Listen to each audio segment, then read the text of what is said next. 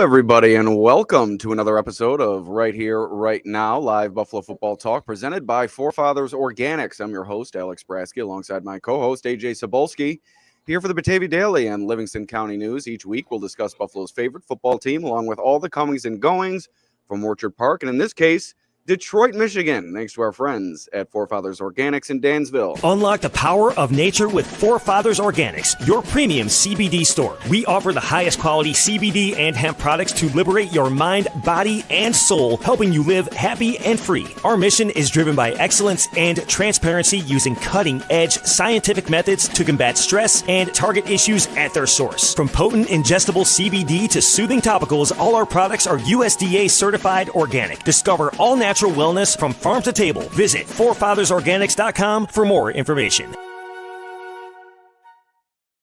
All right, AJ, the game of the year lived up to its billing here at Ford Field. What a contest between the Bills and the Lions. And the Bills come out on the winning end. They've now beaten both conferences' top seed. They end the Lions' 11-game winning streak. They score 40-plus points for the second straight game, improve to 11-3, keep the pursuit for the one seed alive.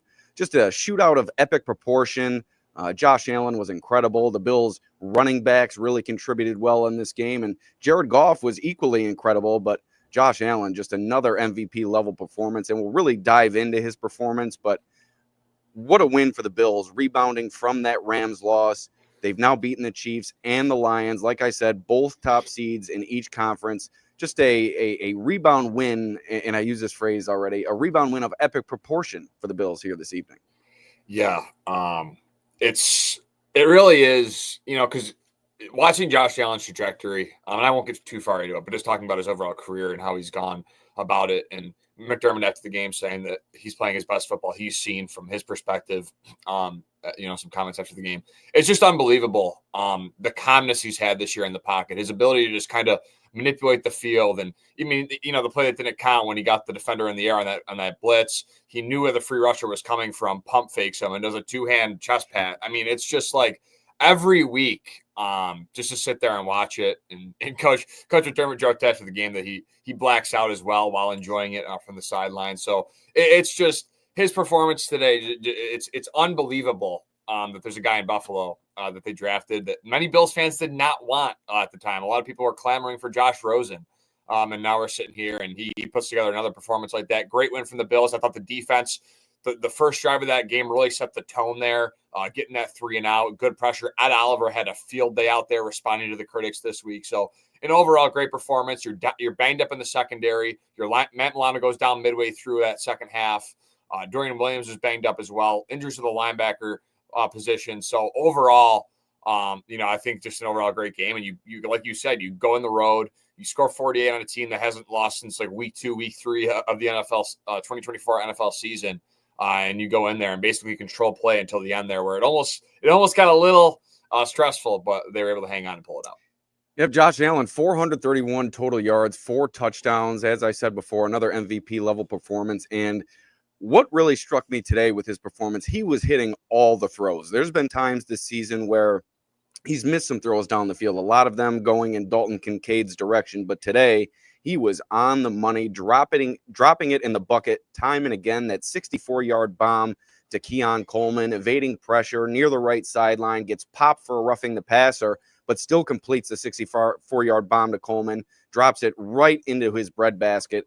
And then the other play that really struck me, the way that you mentioned his manipulation of the pocket, his pocket presence, incredible on that 30-yard pass to James Cook, the patience that he showed, stepping up, stepping back, stepping laterally, and then finding James Cook down the field. It's just incredible to watch him work, and I tweeted it out during the game. I know that Lamar Jackson has the 2 MVPs. He's an incredible runner, a very good passer, but what we're seeing from Josh Allen this season now with multiple rushing touchdowns in 5 straight games, or a rushing touchdown in 5 straight games, I think is what it is. And that's his second such streak of his career, the only quarterback in history to do so. So I think what you're seeing from Josh Allen this year is the best dual threat quarterback play that we've ever seen in a single season. And I think it's going to lead to him earning MVP at season's end. And a quick note, Allen did go to the x-ray room after the game. Appeared to be a banged up shoulder, but he said it was more for peace of mind than anything. Says that it was more precautionary, not feeling any pain, and he's all good to go. Yeah, he's not scared. Like he is not. He has no fear when he plays the game. He's just a absolute menace. He truly is, like you mentioned, the best dual threat, probably quarterback, maybe ever, if he continues on this trend. I think I can say that. He's just, his efficiency as a runner, picking up first downs, using his legs, knowing when to use his legs. I think his pocket awareness was something that he's had to work on in his career. Sometimes it feels like he gets a little lost back there, and that's what I feel like Patrick Mahomes had on Allen in terms of the player. If you're identifying and comparing, I thought Mahomes' pocket awareness and where to be was really good, but Allen this year has really fine-tuned that and has done all the right things. No turnovers again in this one. So, I mean, the guy can do it all, makes every throw. He's telling Ty Johnson where to run, where to go. And again, credit to Joe Brady for, putting these guys in Carolina. He was the guy that was making all these players names for themselves. Robbie Anderson was going off, Mike Davis, the running back. And now he's got Ty Johnson, a third down running back, going for $114 in a game against the Lions. It's just incredible. He knows how to scheme players open. And also credit to the receivers today. Dawson Knox, great one-handed grab on that drive to extend that drive late in that fourth quarter. Goes up, grabs it. Allen just, a little off on that throw. Knox secured it. And then Ty Johnson also made a couple tough catches, fingertip grabs that Allen a little bit off on him, but still obviously catchable. And then that one to Ray Davis as well. Really made Davis work for it in the end zone there for the touchdown. So Allen was spot on. He was on the money, using his legs when he had to. And again, just putting together, an MVP performance that really does solidify him. I think around the league is the most valuable player. Yeah, you mentioned his calmness and his patience in the pocket, and I think there's two reasons why we've seen that develop in him this year. I think one is the addition of the running game. I think while James Cook had a phenomenal season last year, the balance that they've been able to show week in and week out, I think, has really put him more at peace. And then I think also another added element is he's had this full off season, and he's had Joe Brady as his offensive coordinator throughout the whole season. And that dynamic between those two has just flourished these past several months. And I'm sitting there in the press box, and we're talking about Joe Brady getting head coaching opportunities this offseason. I don't know if there's any way around that. I don't know how much longer you're going to be able to keep this guy in Buffalo, because he's an up-and-coming young star. And his poise in press conferences, his poise during games, and his ability to just put defenses in unfavorable positions time and again for his quarterback has just worked wonders for Josh Allen. I think he has a lot more trust in Brady than he had with previous offensive coordinator Ken Dorsey. And just to see them embrace in the locker room after games is also special. Brady comes up to Allen at his locker after today's game and just simply says, "I love you, man." And what those two are doing for each other this season has just been something to behold. Yeah, Josh Allen is going to turn every offensive coordinator that steps foot, besides maybe a Ken Dorsey, he's still got another job and is an offensive coordinator somewhere else, so it's not like his career ended. He's going to make every offensive coordinator look great, but you're 100% correct with the Joe Brady take. I think he is elevating some questionable play calling late in that first half, especially with not just do the push tush. You know what I mean? Like it's so easy. That was the one problem I had. I'm not sure why you pass on the goal line. You spend all week saying how it's your best play. That's why you used it in that situation against the Rams, and then to go to the pass, and that made no sense. We're gonna have to ask Brady about that tomorrow. Yeah, 100%. So other than that, though, great game. He was using Khalil Shakir in motion to free up rushing lanes. You're going the other way. Very good with misdirection. He's very good at that, tricking the defense into thinking you're going the one way. A lot of read options this week today for Josh Allen as well. I thought he kept the ball a little bit more than usual. The running game was just working. They were clearing out defenders. Ray Davis they all ran the ball well. Johnson, Davis, and Cook. Obviously, Cook.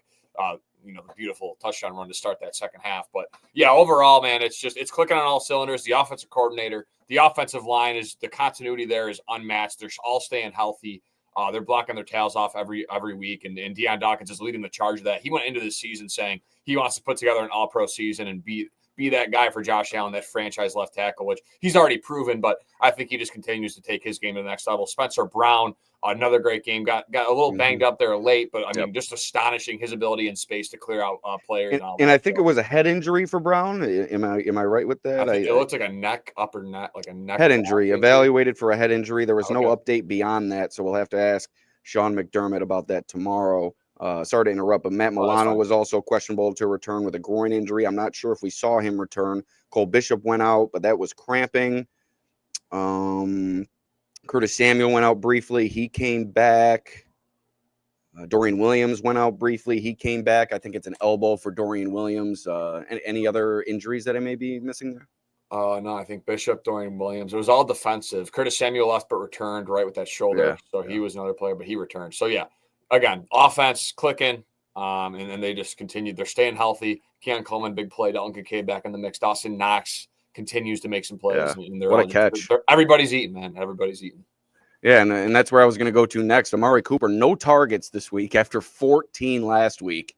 And that just shows you how everybody can truly eat in this offense. And it just goes to show you how in his bag Joe Brady is at this point of the season, where you can rely so heavily on a player one week and not even have to feature him the next week. And you mentioned it. Keon Coleman returns. Dalton Kincaid returns. Kincaid goes over 50 yards. Dawson Knox, 2 catches. That great one-handed grab down the middle of the field. Shakir, 6 more catches and another touchdown. So it's just impressive week in and week out to see Joe Brady utilize the full complement of his weapons and use them kind of, maybe not sporadically. That's not the right word, because that seems a bit more random. I think there's a bit more method to his madness than that word would make it seem. But to see the sporadic contributions from these players throughout the course of the season, there's no doubt it's on Joe Brady putting this offense in great positions week after week. Yep, they have not missed a beat no matter who's in the lineup. They were without Coleman and Kincaid the last few weeks, still continue to score 30-plus points. I think they're the 5th team in NFL history to have 8 straight games with 30-plus points. The last team to do so is 2013 Broncos. So it doesn't matter who's out there. He's scheming up plays for Ty Johnson today. No one would have thought that Ty Johnson would lead the Bills in receiving yards and they'd win when Jared Goff throws for 400-plus and 3 touchdowns. Or 4 touchdowns. So it was just, again, an overall great game. Joe Brady's using everybody. Josh Allen trusts everybody. They're all bought in, and that's the thing. They're winning up front. And you got a game plan each week. How do you game plan against an offense that each week there's a new guy leading the charge or taking the reins of the offense? It's really hard to do that. So you're probably going to have to win up front. But the problem is that the Bills' offensive line is so good up front that Josh Allen hasn't been sacked in 3 to 4 weeks. So it's really hard right now if you're a defense going up against this Bills offense to really try and figure out what to do, because you got the best player in football and then everything else around them is working. We got to give offensive line coach Aaron Cromer his weekly credit. This offensive line, what it's turned into over these past couple of years has just been incredible. One of the best in the league. Consistency, able to remain healthy, which has been a key, and just keeping Josh Allen clean. No sacks today for the Lions. And once again, the running game just goes off. And Sean McDermott gave a lot of credit to that offensive line, as did Josh Allen after the game. Are we forgetting anything on the offensive side of the ball? I think we've pretty much touched on everything. It seemed like the Bills were going to score a touchdown every time they touched the ball. But I think that about does it for the offensive side of the ball. Yeah. Is this no, that's special teams. We'll get there. We can continue. All right. We'll thank our sponsor quickly, Forefathers Organics.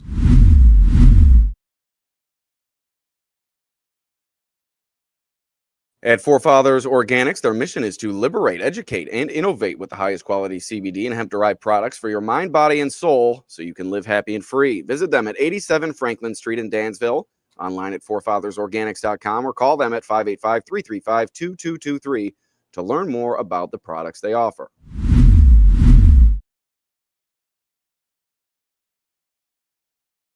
Go ahead with special teams. We're going to comment on the ridiculous decision to onside kick in the, I believe, the third quarter, or was it early in the fourth?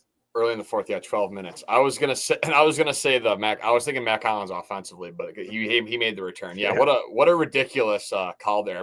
But it was it was a great kick for an onside kick. It was bounce right up like that. Yeah, the second bounce, the high bounce, and Mac Collins just was an athletic freak on that play, and obviously almost returned it there. So yeah, I think. Tyler Bass, I think, give him his flowers. Responds with a 50-yarder to put the team up ahead 3 possessions in the second half after missing that 24-yarder in the first half. On that, the whole end of that first half on both sides was just a mess. And then again, buries a 40-41-yarder later in the game to go up 48-35. So yeah, he responded, in a big way for this team. Although, again, you can't really miss a 24-yarder, but he did respond when it mattered most later down the stretch. And again, I think the special teams, Codrington had a couple nice returns today as well. And that's really all with the special teams. So Matt Collins, Tyler Bass responds, and some Codrington, some nice plays from him again.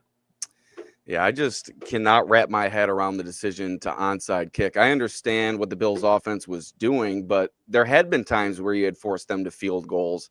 And I just cannot, like I said, wrap my head around onside kicking that early, especially in today's NFL where you have to declare the onside kick and make the other team aware of it. Maybe come out with a surprise onside kick if this is last year or in the past, but to have to declare that kick and make the other team fully aware of what you're intending, just a very questionable decision from Dan Campbell. He's been lauded for his aggressive nature and his consistency with that aggressiveness. We watched him a few weeks ago in a tie game, I believe, go for a fourth down in enemy territory rather than taking the field goal. That went on to serve them well. They ended up scoring the touchdown and I think beating the Packers in that game. But this week, boy, his aggressiveness came back to bite him and just recklessness, I think, with that onside kick decision. That really gave any remaining chance that the Lions had to win the game away in that moment. Yeah, it was mind-boggling decision, and especially because they scored with about 8 minutes left after the Bills scored with Ray Davis, and they kick it off and they kick it away. Right. So he did it. He onside kicked with 12 minutes left, but did it with 8 minutes left. So it's just, I mean, you probably think it was the other way around. They were still down by 10 in both situations, so it's not like the score was any different. I mean, it was higher because the defenses couldn't stop each other's offenses, but. I mean, there was kind of the same situation there, and he chose to kick it away. So, yeah, mind-boggling. Dan Campbell's an aggressive coach. He's going to go for it. He's going to do those things. Maybe it does cost them here late. They also had some significant injuries on the defensive side of the ball here after the game that was reported. So, the Lions, they're a great team. They're going to respond. They're going to be okay. They're probably still going to get that 1 seed, but it's definitely the NFC perspective right now with this Bills win has definitely changed here moving forward. Let's talk a little bit more about Tyler Bass. Not sure how a professional kicker can ever miss a 24-yard field goal. I think I could go out there and go at least 8 for 10 on kicks inside 25 yards, but he pushes that one wide right. But as you said, to his credit, he comes back and responds with a 50-yarder and then I think a 42-yarder later in the game. So Bass has been up and down all season. He seemingly put those early season struggles behind him. There's been some slip-ups in recent weeks, but I think on the whole, you like what you see from Tyler Bass, and to see his ability to respond time and again this season, I think gives you confidence into the future. We've seen kickers throughout the league this year struggle. It hasn't only been Bass. It went from the beginning of the year, kickers were making everything, to as the season has progressed, it's been kind of hit or miss, but I think Tyler Bass, a more encouraging performance than anything. That 24-yarder certainly was discouraging, but the response, I think, was much more important. Yeah, it's huge. And they weren't just normal kicks. It was a 50-yarder to go up 3 possessions in the second half to really not put the game away, but really make the Lions play from behind and have to move the ball quickly. So, yeah, I thought he did a great job, and it's responding to adversity, which is what this team's done all year. Injuries on the defensive side of the ball, players step up. Injuries to the offense, players step up. So, across the board, when handed adversity, they're coming off a 40-40 or a 40-40 or 44-42 loss to last week against the Rams. I mean, they just continue to respond to these punches that are thrown their way. Players, coaches, everybody involved, and it shows each week. All right. Anything left on special teams? I thought Brandon Codrington made a few aggressive returns and may have saved the Bills some field position in this game. It's kind of been an interesting season to watch Brandon Codrington. He's made some splash plays. He's also made some questionable decisions. But I think overall he's definitely given a boost to the return game. And like I said, he makes some heady decisions where he's able to scoop up bouncing balls and really save the Bills 5-10 yards at a time. And that can make a big difference when you're back inside your own 10-yard line. Yeah, Codrington, I said it earlier this year, and it remains the same for me. He's my favorite returner since Ajay Roberts for this team. I think he's sneaky good. Like you said, he's a risk taker, but I think he's calculated in those risks. He did put one on the ground. He did fumble, but he seems very confident in his role and what he's asked to do. And that shows when he's returning punts. He has trust in his hands. He has trust in his ability to return punts. He's been doing it a long time. He's also the kick returner. Obviously that isn't shown as much because it's usually a touchback for most times, but he knows his role. He does it well, and it was a great trade. Same with Ty Johnson. Like, they scooped the guy off the Jets team that let him go. The Jets have handed, the Bills Ty Johnson and now Brandon Codrington. So they're those two players that have really been, some good, some low-key, sneaky contributors for this team this year. Sam Martin also a punt downed inside the 5-yard line. Mac Hollins touching it up, special teams maven that he is. Martin, I think he's been pretty solid this season. Yeah. There were some questions last year. Matt Hawk was around. There was some worry with Martin, but I think he finished the season strong last year and has really had a consistent campaign in 2024. Yeah, very impressed with Sam Martin. Good hang time on that punt, allowed Hollins to get down there. Hollins was very chippy today. He was tripping a lot, almost got in a fight with Brian Branch earlier. So he was all over the place. But yeah, Sam Martin has done a really good job. He hasn't been asked to do too much, especially the last few weeks. But yeah, he's done a great job when called upon, and is putting the Bills' defense in favorable positions and in favorable field position to start drives. All right, we'll finish off with the defense. Back to the drawing board after these last 2 weeks. They've now allowed 40 straight points in back-to-back games, but they did do a great job against the Lions running game. They hold Lions running backs to only 44 total yards on the ground. I believe that number is correct. And boy, what a job from Ed Oliver. You mentioned it, just a really bounce-back performance. Hearing the noise throughout the week, we spoke with him on Thursday, and he said he knew he had to be better, and today he was. He comes away with a sack, a bunch of big tackles, really making a difference on the interior of that defensive line. And it was good to see. You haven't seen much from Oliver this season, but to respond in a big game like this after, like I said, he was hearing the noise all week, certainly an encouraging effort from him. Yeah, so it was actually the 13 carries for the Lions running backs for 35 yards in this game. So that's, incredible that what they did there with that. That's 2.6 yards a carry for that running back. Like we mentioned in the pregame show, you mentioned it. Gibbs is already at 1,000 yards rushing this year, and he still had his moments, right? He's so fast. He hit the edge nice one time on Christian Benford for a first down. But, overall, the Bills did a great job. Ed Oliver defensively was great. He literally displaced Frank Ragnow, one of the best centers in football, on that Greg Rousseau sack, pushed the pocket, and Ragnow flew. It was a pancake, and he was doing that all night.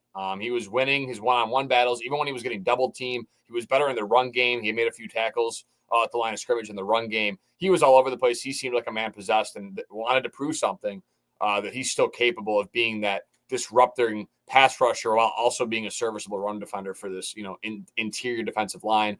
I thought the defensive line as a whole played great today. Greg Rousseau, AJ Epinesa got their hands up. Dewan Smoot, I think, is a very great rotational player for this defense that they missed. I thought he played well on his limited snap share. And then, again, the linebacking position, Balen Spector, I think a lot left to be desired there. Right when Dorian Williams came back on the field, you could tell the difference. Balen Spector would get shaked out of his boots a couple times there. Yeah, he got completely lost on that Dan Skipper big man touchdown to the left side. He looked like he needed a roadmap to find what his assignment was supposed to be. He got completely turned around, as you said.